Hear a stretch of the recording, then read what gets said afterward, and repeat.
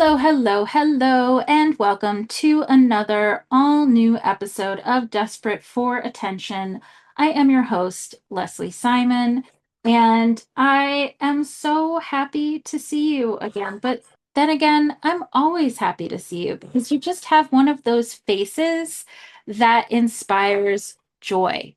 I've been wanting to tell you about this recent trip I took to a coffee shop because I just know that that's the type of thing you are dying to hear about. But before we get into this week's episode, let me just do some very light housekeeping. If you are not already following Desperate for Attention on your preferred podcasting platform, be a pip and subscribe to the podcast. Plus, make sure those notifications are on so you don't miss anything DFA related.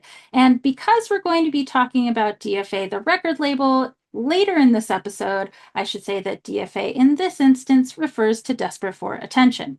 If you fancy yourself an overachiever, why not leave us a comment, share with the people in your favorite group chat, or throw a rating our way? If you're someone who believes in numerology, the number 5 is often associated with freedom, adventure, adaptability, and communication. And doesn't that all sound awesome? You can also find us on Instagram and YouTube at Desperate for Attention Pod. Okay, back to the theme of this week's episode. So, a few weeks ago, on a particularly sweltering morning in Los Angeles, my friend and I had this brilliant idea to walk our dogs to a local coffee shop. And when we got there, we practically melted into the glorious air conditioning because it was so fucking hot. And we needed to sit and recharge before we attempted to walk back home. So while we're sitting at one of the tables inside, chugging iced lattes and admiring two very nice looking firefighters who happened to stroll in after us, I was immediately stopped in my tracks by the music being pumped overhead.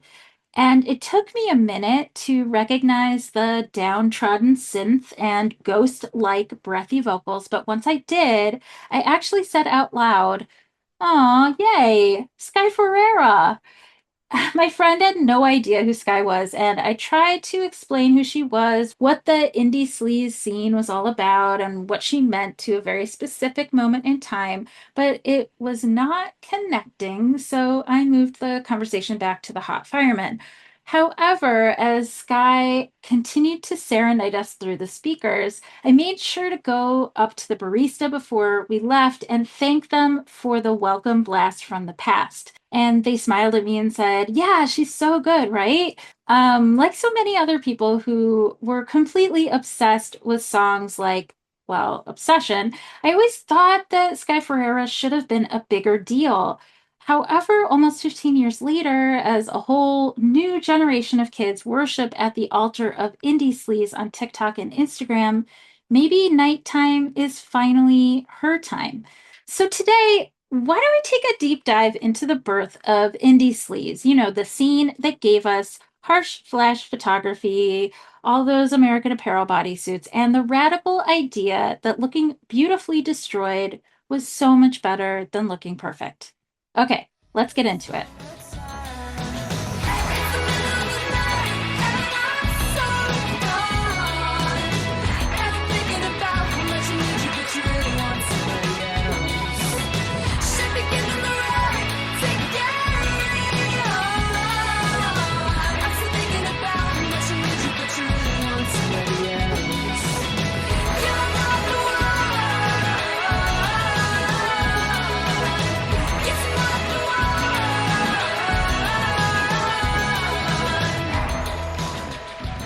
The bass line hits different when it's coming through blown out speakers at 2 a.m. Your mascara is somewhere between raccoon eye chic and complete disaster. There's a cigarette burn in your American Apparel disco pants that you'll pretend was intentional, and someone with better cheekbones than you is taking your photo whether you're ready or not. The flash goes off, and for a split second, everything looks perfect in that deliberately imperfect way. The kind of beautiful mess that took 3 hours to achieve, but was supposed to look like you just rolled out of someone else's bed. You're dancing to music that sounds like robots having an emotional breakdown, surrounded by people who treat their hangovers like accessories and their destructive habits like choreographed spectacle. This is 2006, and you're living in one of the last youth culture movements that wasn't born on the internet. You just don't realize it yet. Welcome back to Desperate for Attention. I'm Leslie Simon, and today we're diving headfirst into one of the most misunderstood and recently resurrected cultural moments of the early 2000s. This is the story about how electronic music, punk attitude, and a deliberately trashy aesthetic created the model for scenesters and fashionistas who preferred to look strung out than perfectly put together. We're talking about indie sleaze, though that term did not exist when we were actually living through it. Back then, we called it electroclash, or maybe we didn't call it anything at all because we were too busy being it instead of naming it. But here's where it gets interesting. Those two terms aren't exactly interchangeable, even though they're describing the same cultural DNA. Electroclash was the music, that Berlin born, New York perfected sound where punk energy crashed into electronic beats and created something completely new. Think Miss Kitten and the Hacker meeting James Murphy in a basement, with Peaches providing the soundtrack for your quarter life crisis. Larry T., the scene's unofficial godfather, coined the term electroclash in 2001, trying to capture something that was already happening in sweaty clubs from Williamsburg to West Hollywood. But indie sleaze, that's what happened when the music grew into a lifestyle. When the sound became a look, became an attitude, became a way of moving through the world, like you were always either about to break something or fix it, and you weren't sure which one you preferred. Indie sleaze was electroclash after it learned how to party, got its heart demolished, and decided that looking effortlessly destroyed was way better than looking effortlessly cool. Today, we're tracking this thing from its Berlin laboratory origins through its New York coming of age party, following two figures who became the movement's inadvertent ambassadors. Corey Kennedy, the small town Oregon teen who became downtown royalty through pure charisma and camera magnetism, and Sky Ferreira, whose artistic evolution mirrors the scene's own journey from underground experiment to mainstream influence to cult artistic statement.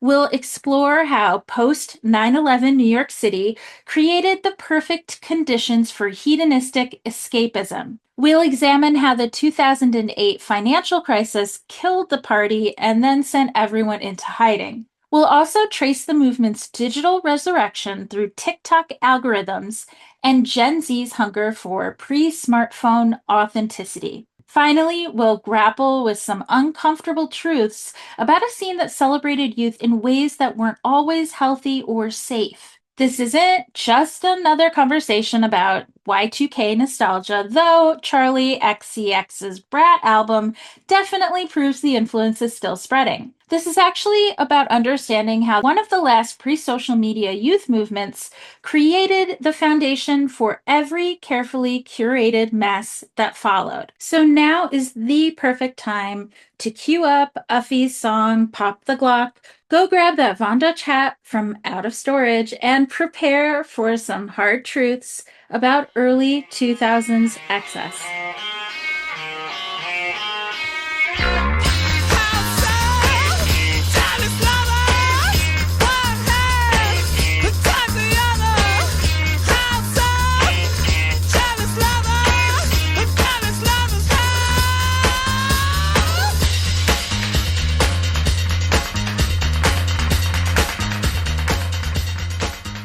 The year 2000 felt like cultural quicksand if you were someone who cared about music that mattered.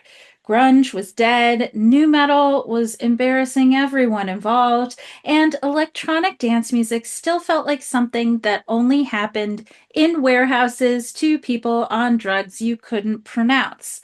MTV was playing Creed and Nickelback on repeat as if the entire alt rock revolution had just decided to give up and soundtrack suburban dad barbecues instead. But in Berlin, something was brewing that would eventually save us all from our rock is dead depression. Artists like Miss Kitten and the Hacker were taking the cold precision of synth driven beats and injecting them with punk's raw urgency. Chicks on Speed were turning art school weirdness into dance floor anthems. It wasn't quite house music, but it also wasn't quite punk rock. It was something new that felt both futuristic and nostalgic. The sound had swagger, which most traditional EDM often lacked. It had melody, which hardcore punk sometimes forgot about. Most importantly, it had this specific kind of sexual energy. Not the polished, packaged sexuality of pop music, but something grittier and more desperate. Music for people who looked good in bad lighting and knew how to make terrible decisions seem glamorous. This sonic rebellion was built on specific elements that separated it from everything else happening electronically. Distorted vocals that sounded like they were being transmitted through broken satellites, bass lines that hit like caffeine crashes, and drum machines programmed by people who clearly had trust issues with traditional rhythm. The production was deliberately lo fi, embracing the hiss and crackle that other genres tried to eliminate. This is when Larry T sachets into the conversation as the scene's unlikely prophet. A drag performer turned DJ turned cultural architect. T had been floating around New York subculture for years, throwing parties that felt more like art installations. His legendary Electroclash nights became the movement's ground zero. Not just events, but cultural experiments where Berlin's sonic innovations could crash into New York's social test kitchen. When T coined the term electroclash in 2001, he wasn't just naming a genre of music, he was declaring independence from everything EDM was supposed to be. His gatherings became testing grounds for this new sound, and the early adopters weren't your typical club kids. They were art school dropouts and fashion industry refugees, people who treated their personal style like a full time job and their actual full time jobs like unfortunate necessities. They wanted music that matched their visual ambition, beats that could soundtrack both their creative breakthroughs and their personal meltdowns. The visual language was becoming clear. You take synth pop's technological precision, you add punk rock's raw energy, and then you wrap it all in a look that celebrated gorgeous train wrecks. The fans looked like they'd raided a thrift store during a particularly inspired blackout. Vintage band tees layered over neon American Apparel basics, statement jewelry that doubled as weapons, hair that suggested they'd recently survived something significant. Post 9/11 New York created the perfect conditions for electroclash to flourish in ways nobody could have predicted. The city was processing collective trauma, and traditional forms of entertainment felt either too frivolous or too serious. No one wanted to pretend everything was normal, but no one wanted to sit alone in the dark either. Electroclash provided a third option: controlled chaos. The music acknowledged that everything was totally fucked up while insisting that we were going to dance about it anyway. The visual style celebrated destruction as a form of creation.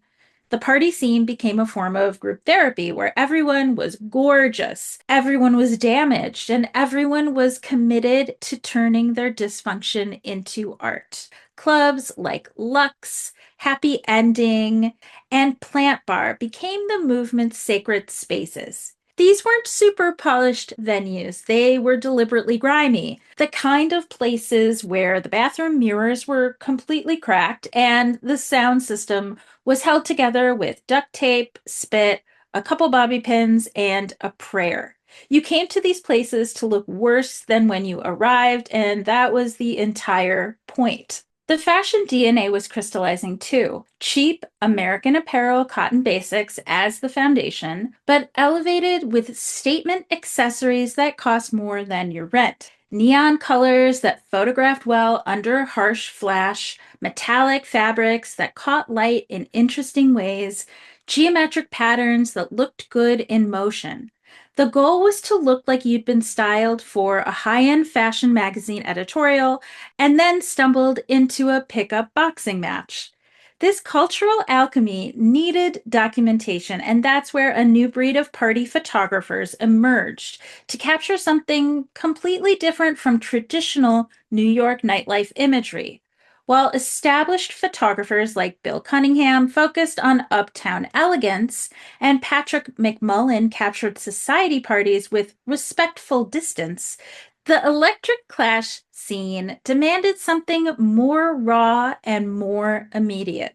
Mark Hunter, better known as the Cobra Snake, became the movement's most important visual chronicler. Originally from Los Angeles, Hunter developed a style that was the antithesis of traditional party photography. Harsh flash that flattened subjects into pop art, impromptu poses that caught people mid gesture, and an aesthetic that made everyone look like they were starring in their own low budget music video. Meanwhile, in New York City's electric clash scene, photographer Merlin Bronx was documenting the city's nightlife through his website Last Night's Party. Bronx captured the sweaty, cramped reality of Lower East Side venues and Brooklyn warehouse parties, using similarly unforgiving flash photography to chronicle figures like Electroclash Festival founder Larry T, Miss Kitten, and the rotating cast of DJs, artists, and scenesters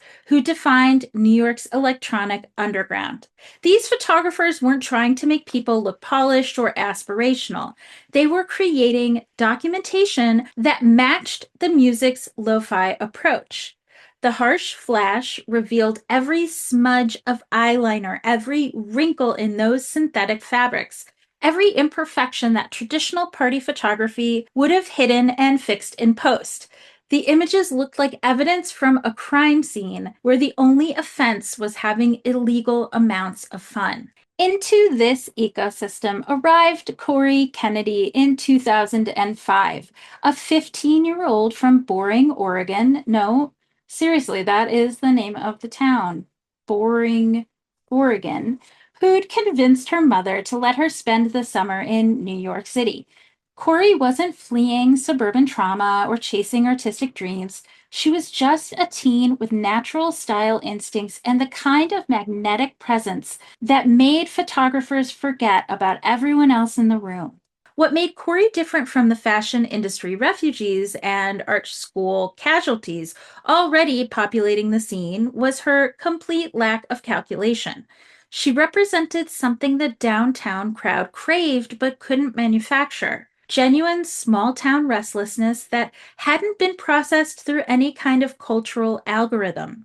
She was the real deal, a teen who felt trapped in Middle America, or more accurately, the Pacific Northwest, and had the natural confidence to make her escape look effortless. The blogs, particularly the Cobra Snake, discovered her and turned her into the movement's unofficial ambassador. And there was something equal parts fascinating and troubling about the whole thing. She was barely 17 when she became the face of a scene built around adult nightlife and sexual exploration. The same visual language that celebrated youthful energy also fetishized it in ways that weren't always healthy.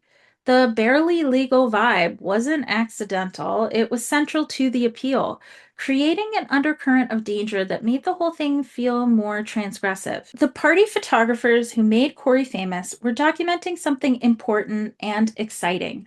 The last generation of people who could disappear into nightlife without leaving a permanent digital trail. These weren't Instagram stories that vanished after 24 hours. These were real photos of real parties where real people were making real mistakes. And somehow that felt more honest than anything we'd see once social media took over. Meanwhile, the musical landscape was expanding far beyond its Berlin origins. Bands like Ladytron were proving you could make synth-driven music that felt genuinely heartbreaking. Adult was showing how minimalism could be maximal when it hit the right frequency. Latigra was bringing feminist politics into the mix without sacrificing any of the fun. And Peaches was making music that sounded like your id had learned to program a drum machine. None of these were traditional pop stars. They were cultural architects building sonic spaces where suburban kids could try on different versions of themselves. The music provided permission to be chaotic, to be sexual, to be intelligent, and self destructive, all at the same time. It was the soundtrack for everyone who felt too weird for mainstream culture, but too smart for traditional rebellion. The early Electroclash fans were easy to spot once you knew what to look for. They moved through the world like they were either about to save the party or shut that shit down. And they dressed like they couldn't decide between art gallery opening and apocalypse preparedness. They treated their hangovers like accomplishments and their bad decisions like performance pieces. They were living proof that you could be genuinely cool while also being genuinely fucked up. What we were witnessing was more than a music scene. It was the birth of a new kind of youth culture, one that celebrated honesty through artifice and found beauty in chaos. The foundation was built on genuine subculture energy, but the framework was already there for something much bigger. Berlin had provided the sonic foundation, New York had created the cultural laboratory, and girls like Corey had proven that suburban kids could become downtown legends. All the pieces were in place for Electroclash to evolve into something even more powerful, indie sleaze, and the lifestyle that would define a generation's relationship with glamorous self-destruction. Daft Punk is playing at my house, my house. I'll show you the ropes, kid, show you the ropes. A bus and a trailer at my house, my house. I'll show you the ropes, kids, show you the ropes. By 2003, something shifted in the cultural atmosphere. What had started as a scrappy Berlin experiment filtered through New York's post-trauma party scene was suddenly everywhere that mattered. The sound was getting slicker, the crowds were getting bigger, and most importantly, the suburbs were starting to pay attention. Electroclash was evolving into something more lifestyle focused, more visually cohesive, more commercial. And somehow, instead of killing the vibe, this expansion made everything more electric. It's around this time that the perfect storm of cultural factors align. MTV still controlled music discovery, but was hungry for something that looked different from the teen dream pop explosion and nu metal nightmare. Fashion magazines were desperate for a youth movement that didn't involve low-rise jeans and trucker hats. Most crucially, the first wave of social media platforms like Friendster, early MySpace, Blogger, the pre-timeline Facebook were creating new ways for scenes to spread beyond their geographic origins. This was the moment when Electroclash stopped being just music and became indie sleaze, a complete visual identity, a way of moving through the world, a philosophy that said you could be intellectually serious and completely unhinged at the same time. The name change wasn't official or anything. I mean, people were still calling it Electroclash or dance punk or that music from those parties, but the genetic material was mutating into something more complex. DFA Records became the movement's most important cultural engine during this period.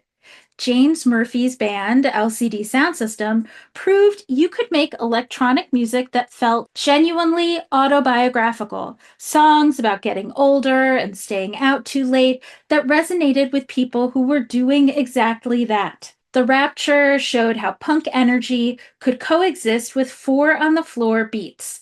Then there was Fisher Spooner, Scissor Sisters, early Yeah Yeah Yeahs, and way too many more to mention. These were more than just bands. They were lifestyle consultants for people who wanted to feel smart about their poor decisions. The geographic expansion was happening simultaneously. London developed its own interpretation through bands like Block Party and Klaxons. Brazil hosted new rave darlings like CSS. And who can forget Canadian export Hot Hot Heat, adding angular guitar work to the synth foundations. Speaking of soirees, the real cultural acceleration happened in the party spaces themselves. New York's Misshaped Nights, run by Lee Lazark, Jordan Nickel, and Greg Krallenstein, became the movement's most exclusive testing ground. These were more than just DJ sets. They were extensive curation sessions where the right combination of music, fashion, and pharmaceutical enhancement could create transcendent experiences. Meanwhile, Steve Aoki's Dim Mak Nights in Los Angeles, named for the cake throwing DJ's own record label, events company, and lifestyle brand, were proving the concept could work on the West Coast, building a bridge between underground credibility and mainstream accessibility. This was Corey Kennedy's moment of maximum cultural influence and impact. By 2006, she wasn't just showing up to parties, she was the reason people planned them. Her presence could validate a venue just as her absence could kill a vibe.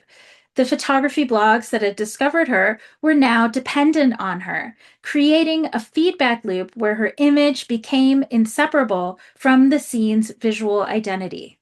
But Corey's trajectory during this period also revealed the movement's more troubling dynamics. The same photographers who made her famous were documenting her at an age when most people are figuring out who they are in private, not performing identity for cultural consumption.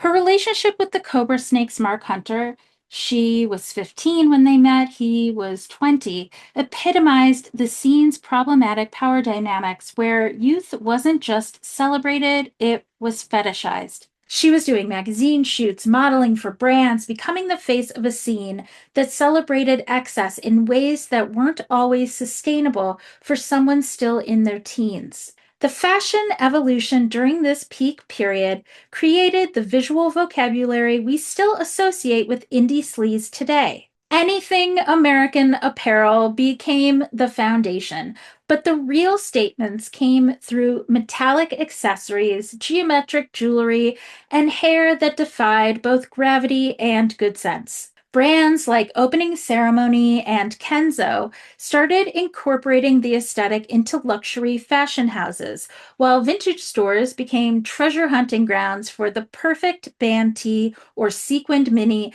that could elevate any look from provincial to perverse. Magazines like Nylon, Paper, and the French publication Jalouse became the movement's official documentation, but their glossy interpretation was sometimes too editorial to capture the genuine chaos that made the scene compelling. The most honest representations still came from the party photographers, whose harsh flash revealed the most beautiful imperfection that professional shoots tried to eliminate. This was the moment when indie sleaze insiders first started hearing the name Sky Ferreira. Initially, she was introduced as just another teen singer with major label dreams and a sound that didn't quite fit anywhere.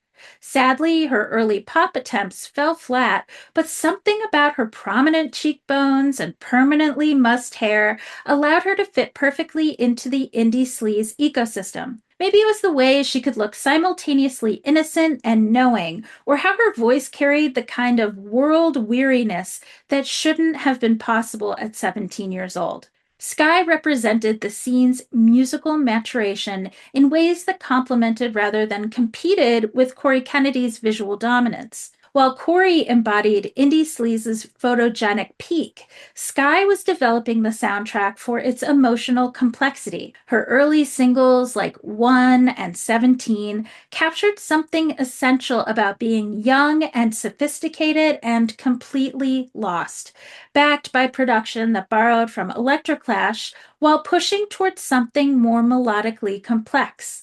The cultural peak markers were everywhere by 2007, 2008, and social media platforms were spreading the visual language beyond major cities, allowing teens in suburbs and small towns to adopt the look even if they couldn't access the lifestyle. But perhaps more importantly, the scene had developed its own, I guess you'd say, creative logic about authenticity. The best indie sleaze looked effortless while requiring significant effort. The most compelling figures appeared naturally chaotic while carefully project managing their chaos. The music was evolving too, incorporating more sophisticated production techniques while maintaining the lo-fi aesthetic that made everything feel immediate and urgent. Bloghouse music was emerging as Electroclash's more danceable cousin, with artists like Justice and Mastercraft creating anthems that worked equally well in basement clubs and festival main stages. What made this peak period so powerful was how all the elements reinforced each other. The music provided the soundtrack for the parties provided the content for the photographers created the visual identity that attracted new disciples, and the new disciples kept the scene feeling fresh, even as it became more commercially successful. Sky Ferreira's development during this period paralleled the scene's own journey towards artistic legitimacy. Her collaboration with producers like Dev Hynes, for example, who understood both pop accessibility and Electroclash's experimental edge, resulted in music that felt both of the moment and timeless. She was becoming the artist the scene needed, someone who could represent its introspective complexity without sacrificing its hedonistic energy. By 2009, Indie Sleaze had achieved something pretty rare, a youth culture movement that maintained underground credibility while reaching mainstream visibility. A show like Gossip Girl was repackaging the downtown chaos for uptown consumption, while UK's Skins was demonstrating that the aesthetic of glamorous dysfunction translated perfectly across the Atlantic. It felt like the scene had figured out how to chug 3 cans of cherry and citrus sparks without waking up the next day with a hangover. Of course, that's exactly when everything started to fall apart.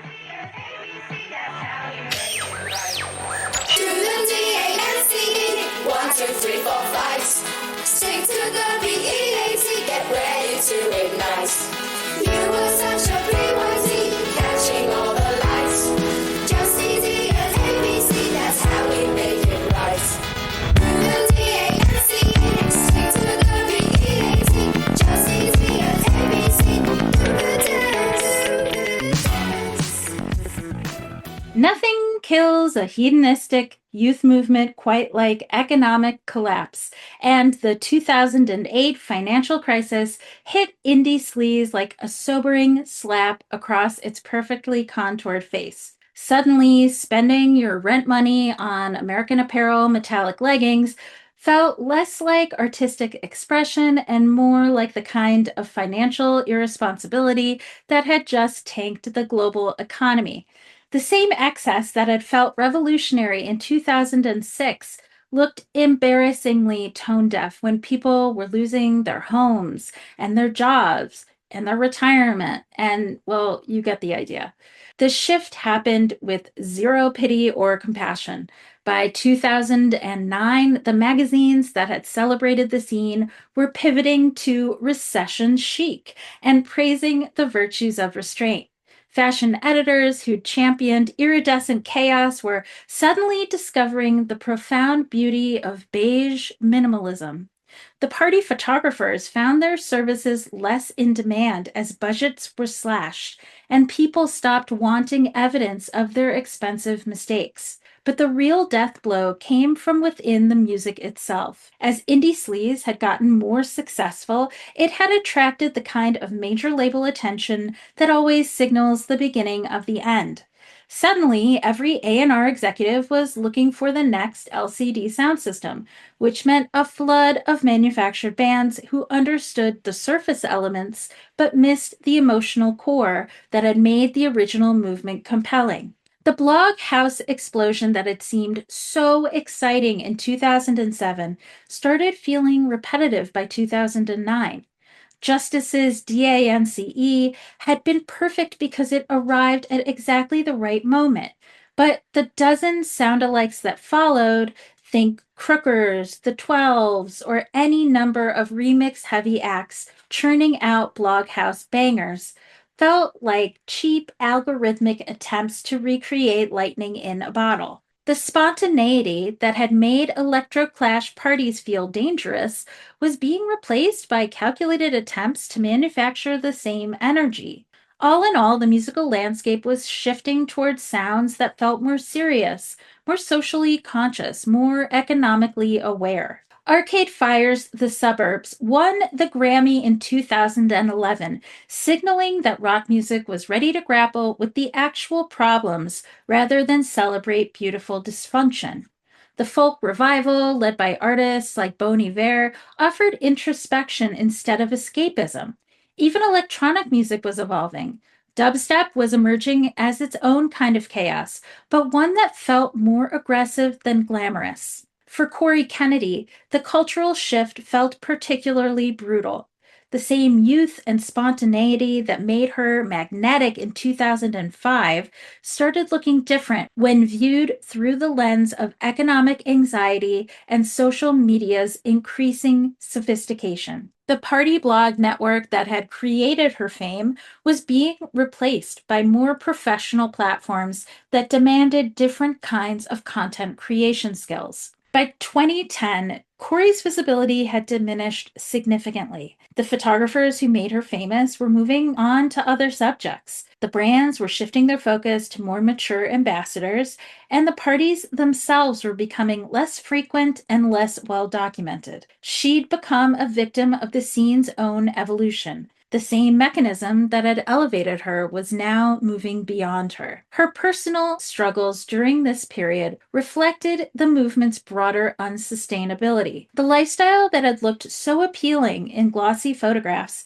turned out to have real consequences when lived at full intensity for extended periods. One minute she'd be sitting front row at fashion shows, the next she'd essentially vanished from the scene entirely. By the early 2010s, Corey had pretty much retreated from public life almost completely. No more party appearances, no more magazine shoots, no more blog coverage. She'd become a ghost of her former ubiquity, occasionally surfacing on social media, but never recapturing the magnetic presence that had defined her teenage years. On the other hand, Sky Ferreira's trajectory during this period took a more strategic approach to surviving the scene's decline. While major labels were still trying to position her as a conventional pop star, she was working with producers to develop a grittier sound that incorporated electroclash elements without being enslaved to them. Her 2013 single, Everything is Embarrassing, became an unexpected critical darling, praised by Pitchfork and other tastemaker outlets for its sophisticated production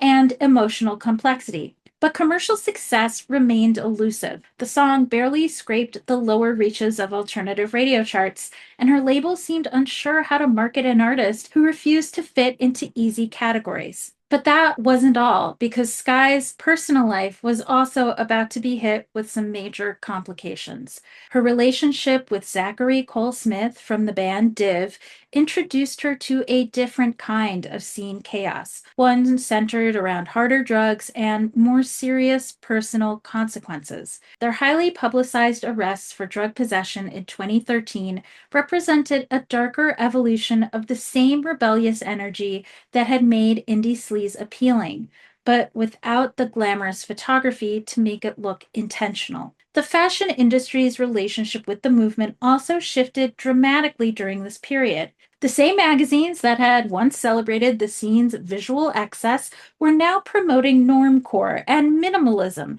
as reactions against the perceived superficiality of the previous decade. Brands like American Apparel, which had been central to the indie sleaze visual vocabulary, found themselves associated with economic irresponsibility and problematic workplace culture. The social media landscape was evolving too, in ways that made the old party photography approach feel obsolete. Instagram launched in 2010, bringing with it a different kind of image making that prioritized polish over spontaneity. The unflattering light photography that had defined the chronicles of indie sleaze started looking amateurish compared to the filtered perfection that was becoming the new standard for lifestyle content. The clubs, bars, and venues that had supported the scene were also disappearing. Economic pressures forced many of the smaller locales to close, while the surviving destinations shifted towards more commercially viable programming. The grimy basement scenes that had provided the perfect backdrop for indie sleaze gatherings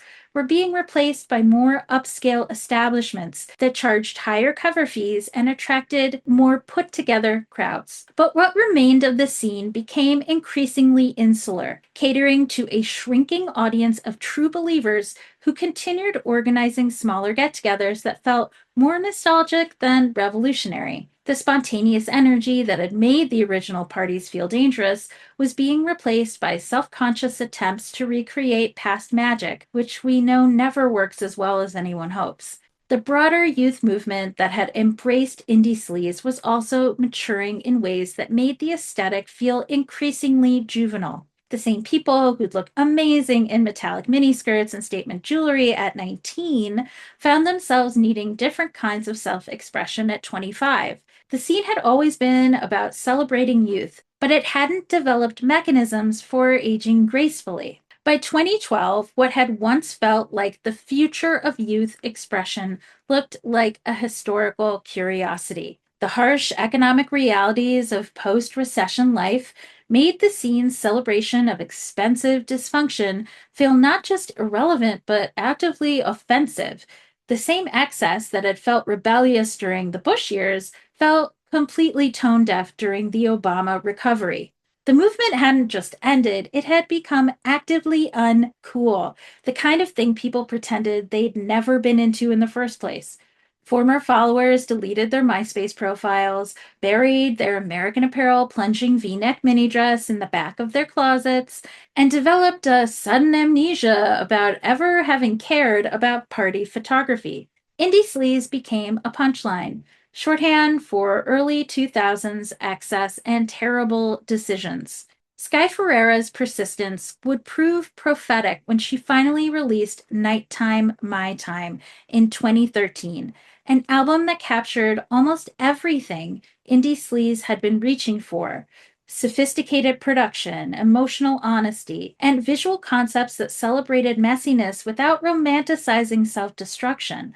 The album received widespread critical acclaim, but modest commercial performance, positioning Sky as the scene's most important artistic survivor, just as the whole movement seemed ready for rehabilitation. The scene's decline revealed both its limitations and its enduring appeal. The lifestyle elements that had made it unsustainable, like the celebration of excess, the fetishization of youth, the prioritization of appearance over substance, were also the things that made it compelling.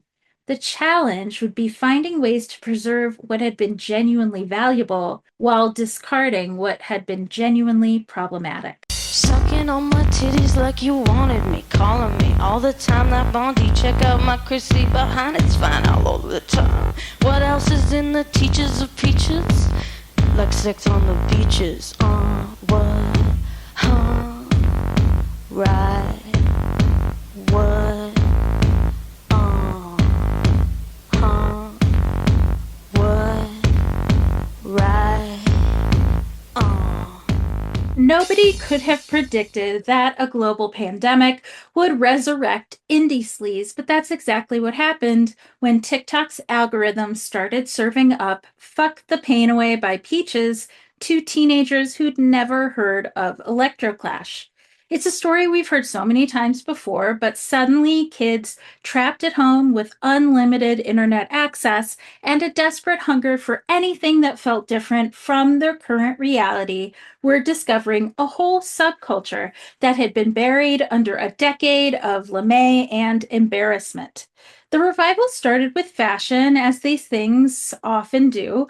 Gen Z began posting outfit videos featuring low-rise jeans, metallic eyeshadow, and chunky highlights, hashtagging them Y2K and indie sleaze without initially understanding the difference between general early 2000s nostalgia and this specific subgenre. But the all powerful algorithm knew. It started connecting the dots, serving up Justice remixes alongside American Apparel haul videos, creating a feedback loop that educated users about the scene's visual and sonic elements simultaneously. These new fans weren't giving any thought to the idea of economic recession trauma. They just knew that an artist like Sky Ferreira and the song Everything is Embarrassing captured something essential about being young and confused in ways that felt completely of the moment. The music that had once seemed dated now sounded predictive to kids facing their own economic uncertainty and social isolation. TikTok's recommendation system does not care about critical consensus or historical humiliation. It just knows what keeps people watching. And it turns out that indie sleaze's sonic elements, which had been way dismissed during the subprime mortgage crisis, were perfectly designed for the short form video format that dominates today's music consumption model. The harsh electronic beats provided instant energy. The melodic hooks created memorable moments. And the lo fi production aesthetic matched TikTok's deliberately amateur visual style. The platform became a time machine in ways nobody had anticipated. Users started discovering the Cobra Snake's old photography through Pinterest boards while learning about misshapes parties through YouTube documentaries. And let's not forget about mining decade-old party blogs for outfit inspiration. Dolls Kill, which had been cultivating its edgy aesthetic for years, suddenly found itself sitting on a goldmine of early 2000s inventory that was being treated like vintage designer pieces. But this wasn't just early 2000s nostalgia experienced by scrolling through social media. This was real demand for IRL experiences that let people live out the subculture they'd only seen in TikTok compilations. New York City venues like Market Hotel and Baby's All Right began hosting indie sleaze nights, and Los Angeles saw parties like Dance Till You're Dead at Zebulon. These events came complete with harsh flash photography and deep cuts from Justice and LCD sound system. The irony was impossible to miss, though. Parties explicitly nostalgic for an era when nightlife felt spontaneous and unself-conscious had become the most self-consciously themed events imaginable. The most successful of these events understood that the appeal wasn't just about the music or the fashion, it was about recreating the feeling of discovering underground culture before it was everywhere.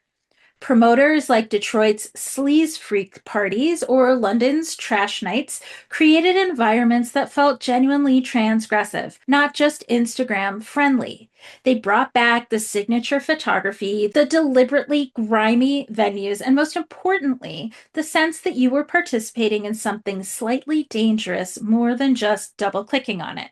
It's during this time in the indie sleaze revival when Sky Ferreira found herself in the unexpected position of being vindicated by history. Nighttime, My Time, which had received critical acclaim but limited commercial success in 2013, was suddenly being hailed as a masterpiece by music publications that had initially overlooked it. Her influence on contemporary artists became impossible to ignore. Charli XCX's How I'm Feeling Now, Caroline Polachek's solo work, and the entire hyperpop movement showed clear debt to the sonic experiments Sky had been conducting during indie sleaze's wilderness years.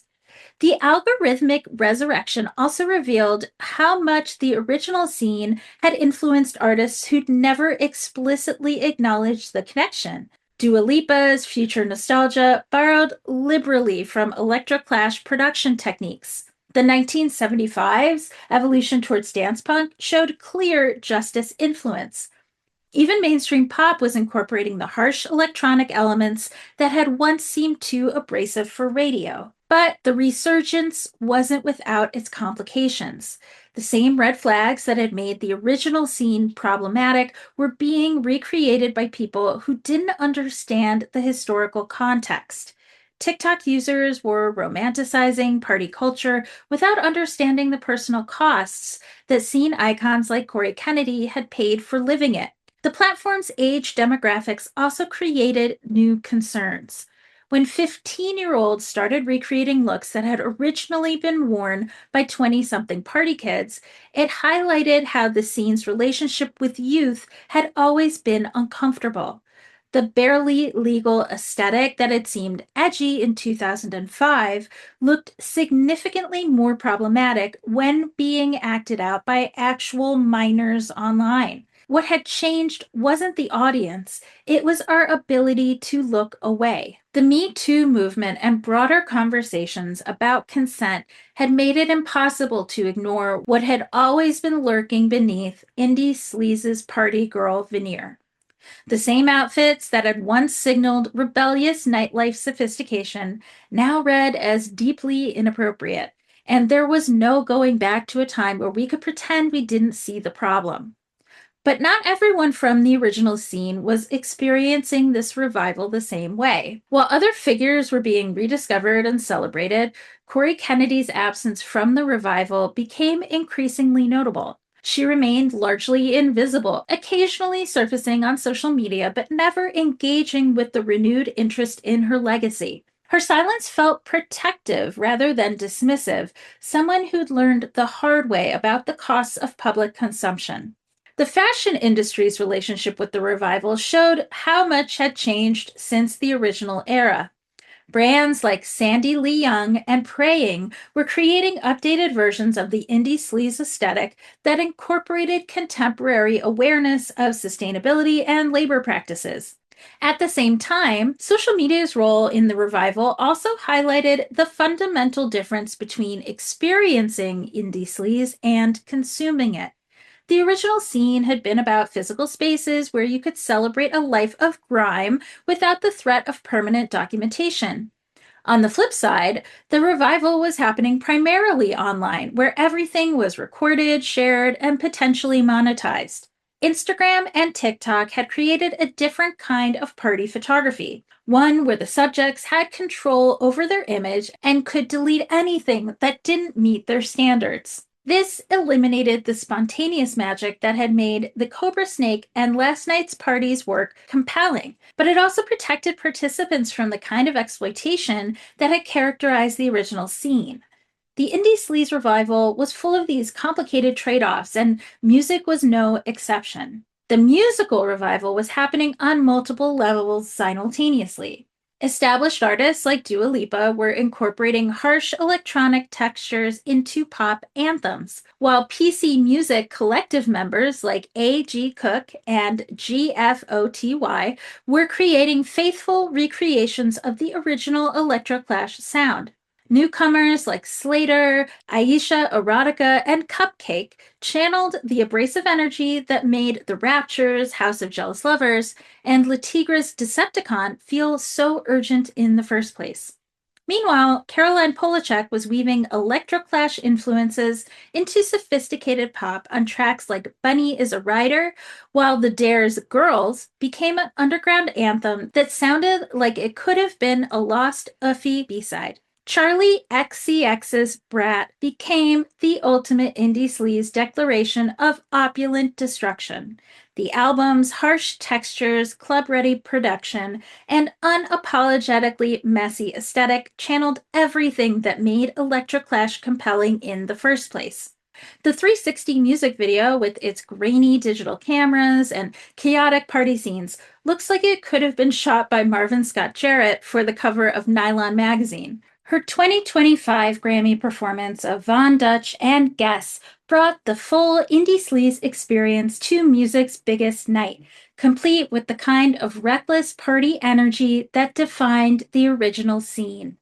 In summary, indie sleaze wasn't just being revived in underground clubs, it was being positioned for total mainstream domination. With Charli winning multiple Grammys for her brat era work, the aesthetic that had once been too abrasive for radio was now being validated by the industry's highest honors. But as indie sleaze moved from TikTok curiosity to Grammy podium, questions emerged about what happens when a subculture explicitly built on exclusivity becomes completely mainstream yet again. So stylish, baby tears are gone. Drop down, yeah. Looking like an icon. Work angles, yeah. Yeah, 360. When you're in the mirror, do you like what you see? When you're in the mirror, you're just looking at me. I'm everywhere, I'm so Julia. When you're in the party, bumping that beat. 666 with a princess streak. I'm everywhere, I'm so Julia. 20 years later, indie sleaze's evolution from Berlin electroclash basements to TikTok feeds tells us something fundamental about how youth culture works in the digital age. The story of figures like Corey Kennedy and Sky Ferreira reveals both the promise and the peril of authentic underground movements meeting mainstream attention. Corey's trajectory from small town outsider to downtown icon to cautionary tale shows us the human cost of turning authenticity into content. Her silence during the revival doesn't seem dismissive, it's more like a sign of self preservation. Someone who learned firsthand that being the main character in someone else's story about the scene comes with a price. Sky's persistence tells a different story, one about maintaining artistic vision through industry indifference until culture finally caught up. While others chased trends, she kept making the music that mattered to her, even when it seemed like no one else was listening. When the indie sleaze revival arrived, she wasn't scrambling to recreate her past, she was already living in her future. Her 2024 return with Leash for the A24 erotic thriller Baby Girl, her first song in 2 years, and her first as an independent artist, proved that her artistic instincts had been right all along. The track generated immediate Oscar buzz, with fans celebrating it as a reminder of why they'd waited years for new material. Their central paths illuminate the central tension that runs through every youth culture movement, the space between authentic expression and its inevitable commercialization. The kids dancing in those Williamsburg basements weren't performing for algorithms or building personal brands. They were just trying to figure out who they were, one Polaroid at a time. The new generation didn't just resurrect indie sleaze, they transformed it into something that could serve their own needs. They kept the parts that mattered, the messiness, the experimentation, the refusal to take yourself too seriously, and evolved past the parts that didn't. The barely legal aesthetic, the uncritical celebration of excess, the assumption that underground culture belonged primarily to young white people from expensive neighborhoods. The revival proves that authentic cultural moments can survive their own commercialization and their own problematic elements. When Sky Ferreira's Leash soundtracks Nicole Kidman's sexual awakening in Baby Girl, it isn't just indie sleaze going Hollywood, it's indie sleaze growing up. And maybe the scene wasn't supposed to last forever, only to burn bright enough to light the way for whatever comes next.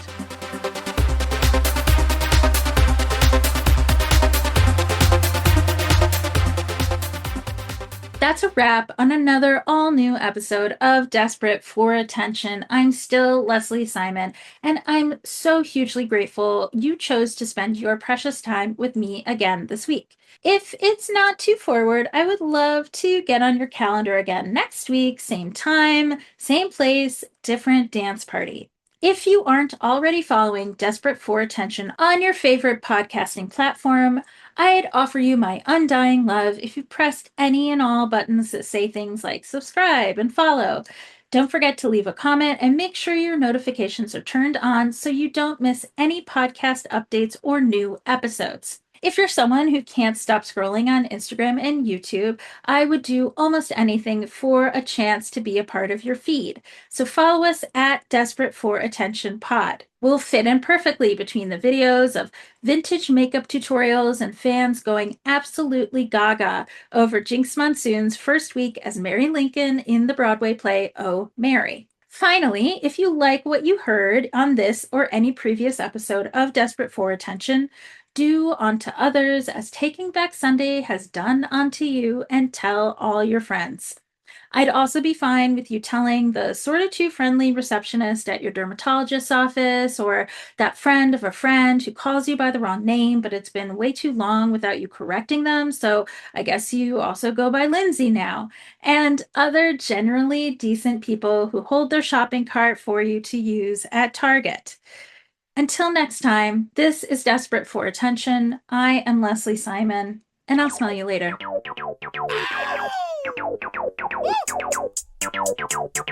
I like the girls that do drugs, girls with cigarettes in the back of the club, girls that